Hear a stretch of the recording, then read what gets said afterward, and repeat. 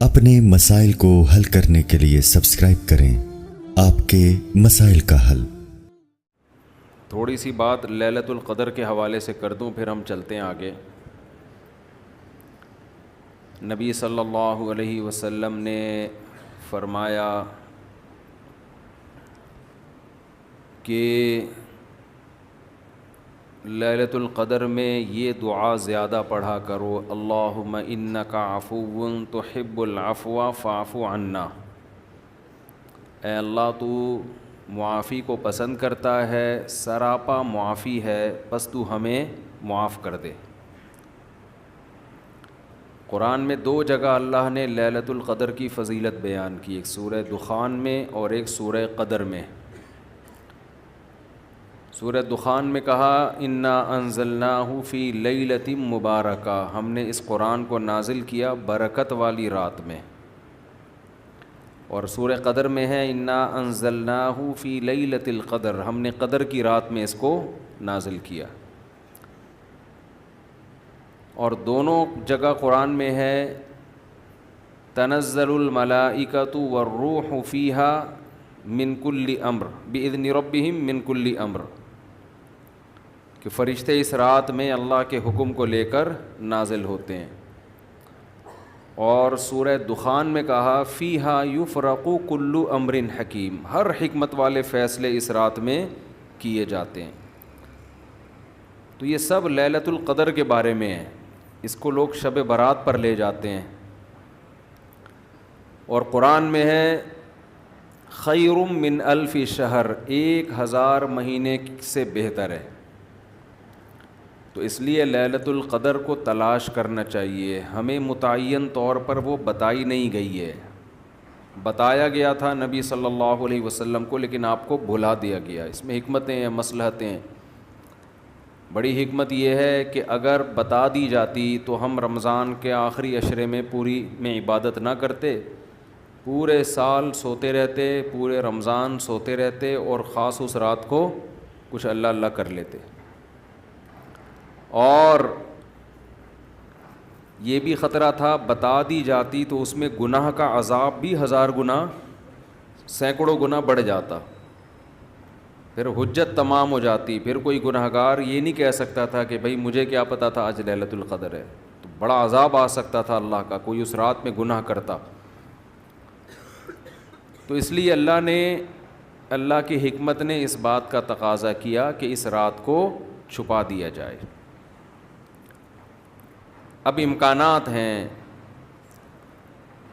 پہلی بات تو رمضان میں ہوگی، اتنی بات تو تقریباً یقینی ہے۔ دوسری بات رمضان کے آخری عشرے میں ہوگی، یہ بھی تقریباً یقینی ہے۔ اب آخری عشرے میں پھر ہمیں یقینی نہیں بتایا کون سی رات، یہ بتا دیا گیا کہ طاق راتوں میں، یعنی 21ویں رات، 23ویں رات، 25ویں، 27ویں اور 29ویں، ان راتوں میں امکان زیادہ ہے۔ اور بعض حضرات کے نزدیک 27ویں میں امکان اور بھی زیادہ ہے، بعض حضرات کا موقف ہے، لیکن یقینی بات نہیں ہے۔ تو طاق راتوں میں یعنی کوشش تو کریں رمضان کے آخری عشرے میں عبادت کریں، ورنہ کم سے کم آخری درجہ کیا ہے کہ رمضان کی طاق راتوں میں خود بھی نماز، تلاوت اور دعا میں دل لگائیں، اور اپنے گھر والوں کو بھی نمازوں اور تلاوت میں لگائیں، دعاؤں کو، بچوں کو بھی لگائیں، اٹھایا کریں رات کو جا کے کہ بیٹا اٹھو، تھوڑا اللہ اللہ کر لو، نماز پڑھ لو، کچھ اللہ سے دعائیں مانگ لو۔ دعا کو بہت فوکس کرنا چاہیے، آج کل دعاؤں کو چھوڑ دیا بالکل، حالانکہ سب سے بڑی عبادت ہی دعا ہے۔ دعا میں اللہ اور بندے کا جو کنیکشن ہوتا ہے نا، وہ نماز میں بھی نہیں بنتا، وہ تلاوت میں بھی نہیں بنتا، وہ جو تعلق بنتا ہے نا اللہ اور بندے کا دعا میں، وہ کسی عبادت میں نہیں بنتا۔ تلاوت کا مطلب تو یہ کہ اللہ آپ سے کیا کہہ رہا ہے وہ سن لیں آپ، اس میں تو یہ فائدہ ہوتا ہے۔ لیکن دعا میں تو آپ اللہ سے تعلق بڑھاتے ہیں نا، آپ اللہ سے مانگتے ہیں۔ تو اس لیے ان راتوں میں خوب گڑ گڑا کے لمبی لمبی دعائیں مانگنے کا معمول بنائیں۔ اعتکاف والے ساتھی بھی بیٹھ جائے کریں اکیلے میں، کہیں کچھ کر لیں، اللہ اللہ سب کچھ مانگ لیں، یہ سوچ کر کہ جو مانگیں گے اللہ ہمیں وہ دے گا۔ جب انسان مانگتا ہے نا پتہ نہیں ملے گا نہ ملے، تو پھر ملتا نہیں ہے. اللہ کہتا ہے جب تیرا میرے بارے میں یہ نظریہ ہے کہ میں دیتا ہی نہیں ہوں تو پھر مانگتا رہے بیٹھ کے، میں نہیں دوں گا. اللہ میں استغنا بہت ہے. اللہ کا معاملہ یہ ہے کہ اللہ میں استغنا بہت ہے. اللہ کے سامنے جھکو گے تو وہ چپڑ پھاڑ کے دے گا. تھوڑی سی بھی اکڑ دکھاؤ گے تو پھر اللہ کا کچھ نہیں بگاڑ سکتے، پھر خود ہی رلتے رہو گے، ساری زندگی برباد ہوتے رہو گے. جیسے نبی صلی اللہ علیہ وسلم نے ایک بوڑھے کو بخار میں دیکھا، فرمایا کہ طہور، یہ بخار تمہارے گناہوں کو معاف کرے گا، خیر برکت کا ذریعہ ہے. وہ بیچارہ کہیں غصے میں تھا، اس نے کہا یہ ایک بڈھے کو تنگ کرنے کے لیے آیا ہے. آپ نے فرمایا اب ایسا ہی ہوگا، یہ گناہوں کی معافی کا ذریعہ اب نہیں بنے گا. تو دعا میں مانگیں یہ سوچ کر کے یقینی طور پر اللہ میری دعا کو قبول کرے گا. تو اور بار بار مانگتے رہیں. مانگیں کیا، یہ بڑی پرابلم ہے، یہ بڑا مسلمان کے ساتھ مسئلہ ہے. بھائی بڑی بڑی چیزیں مانگیں اللہ تعالیٰ سے. سب سے بنیادی ضرورت ہماری کیا ہے؟ فمن زحزح عن النار وادخل الجنة فقد فاز. جسے جہنم کی آگ سے بچا لیا گیا اور جنت میں داخل کر دیا گیا، وہ ہے اصل کامیاب. تو یہ مانگو اللہ تعالیٰ سے، اے اللہ مجھے جنت. مانگنے کا مطلب پتہ ہے کیا ہوتا ہے؟ یہ نہیں ہوتا کہ میں انہی بدماشیوں میں رہوں لیکن آخرت میں مجھے معاف کر کے جنت میں داخل کر دینا، یہ قطعاً مطلب نہیں ہے. جنت مانگنے کا مطلب یہ ہے کہ اے اللہ وہ کاموں کی توفیق دے دے جن کی وجہ سے جنت ملتی ہے. کیونکہ یہ تو بہت کفر ہے ایک طرح کا کہ میں رہوں ایسے ہی، اور یعنی یہ تو گویا اللہ کی آیات کا مذاق اڑانے والی بات ہو گئی. تو ہدایت مانگے، ہدایت، سیدھا راستہ، ایسا راستہ کہ جس پہ چل کے کیا ملتی ہے؟ جنت. اس راستے پہ چلا دے.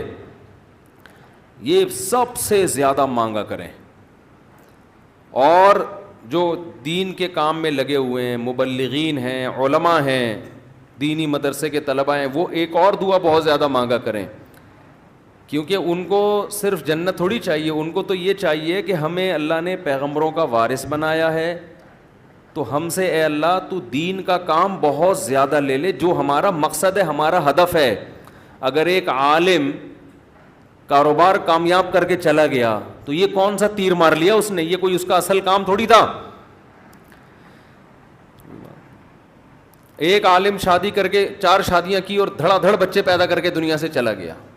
کام تو یہ بھی اچھا کیا اس نے، لیکن یہ اس کا اصل ہدف؟ یہ تو کوئی بھی کر سکتا ہے. یہ تو ابو ظہبی کے جو سابق بادشاہ تھے ان کے میرے خیال ہے 100 کے قریب کہا جاتا ہے بیٹے تھے ان کے، دھڑا دھڑ شادیاں کی انہوں نے. وہ لوگ تو پھر طلاقیں دے دے کے بھی کرتے رہتے ہیں نا عرب بادشاہ. انہیں کوئی نہیں پوچھتا کہ طلاق دے بھی ہم آپ اور نہیں، یہ حرکت شروع کر دینا، پٹو گے بہت برے طریقے سے. اور ویسے بھی شریعت میں پسندیدہ کام نہیں ہے طلاق دینا. لیکن عرب لوگوں کے پاس پیسہ بہت ہے، وہ بھائی ایک بیوی کو طلاق دی، یہ بھائی بنگلہ دے دیا، وہ خوش ہوتی ہے، چل بھائی بنگلہ ملا، پھر ایک اور شادی کی، تو ان کے ہو جاتے ہیں 100.